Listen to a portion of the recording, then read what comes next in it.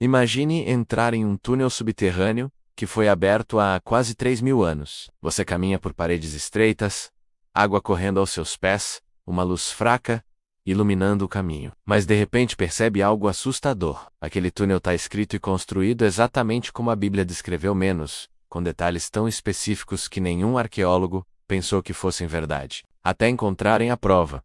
Esse lugar existe. Ele se chama Túnel de Ezequias. A Bíblia relata que o rei Ezequias, diante da ameaça do exército assírio, decidiu proteger Jerusalém de um jeito diferente de qualquer outro rei da antiguidade. Em vez de apenas levantar muros, ele mudou o curso de uma fonte inteira. Em 2 Reis 20 e 22 Crônicas 3, 2 e 30, está escrito que Ezequias construiu um túnel para trazer água de uma fonte até dentro da cidade, para que o inimigo não pudesse cortar o abastecimento. E por muitos séculos os críticos da Bíblia disseram: isso é impossível. Nenhum rei da época tinha essa tecnologia. Mas em 1880, escavadores descobriram algo que mudou tudo: um túnel gigantesco, com quase 500 metros, escavado em rocha sólida, serpenteando sob Jerusalém. Mas o que deixou os arqueólogos sem palavras não foi apenas a engenharia. Foi uma inscrição deixada ali pelos trabalhadores, um texto talhado na parede, descrevendo exatamente como o túnel foi construído. Essa inscrição, conhecida como a inscrição de Siloé, relata que 2 grupos de escavadores começaram a cavar de lados opostos, sem bússola,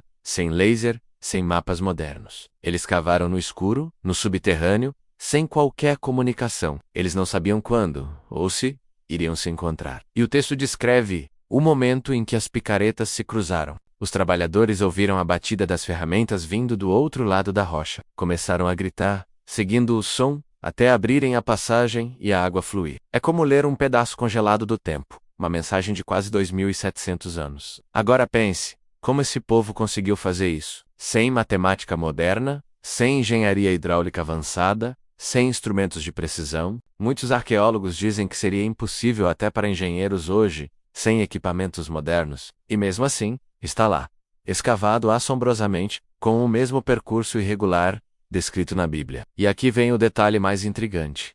Os assírios eram o império mais temido do mundo. Eles destruíam cidades inteiras e empalavam reis nas muralhas como aviso. Quando Ezequias constrói o túnel, é como se ele dissesse: pode vir. Nós não vamos morrer de sede, estamos preparados. E sabe o que aconteceu? Os assírios nunca tomaram Jerusalém. A Bíblia diz que Deus enviou o anjo da morte e derrotou o exército inimigo. E os registros arqueológicos assírios confirmam algo chocante.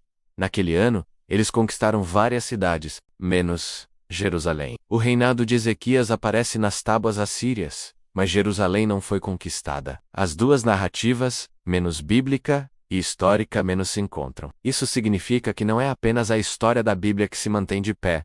São pedras, inscrições, túneis, provas silenciosas que sobreviveram mais de 2 milênios, como se estivessem esperando a ciência alcançá-las. E quando a tecnologia chegou, a Bíblia já estava lá, dizendo: eu disse isso primeiro, agora pense comigo. Quantas vezes você duvida que Deus está preparando algo no oculto? O povo de Jerusalém via apenas uma ameaça chegando. Eles não podiam ver o túnel, ele estava sendo construído na escuridão, debaixo da terra onde ninguém enxergava. Só quando ficou pronto, entenderam o que Deus estava fazendo. Hoje você esteja olhando para sua vida e só veja exércitos inimigos, prazos, crises, medo, portas fechadas. Mas pode ser que Deus esteja escavando algo em segredo, abrindo um caminho que você ainda não viu. Túnel não começa visível, começa no escuro, começa com silêncio. Mas quando fica pronto, a água começa a correr e o milagre se torna incontestável. O túnel de Ezequias não é apenas arqueologia. Ele é um lembrete. Deus trabalha onde ninguém vê.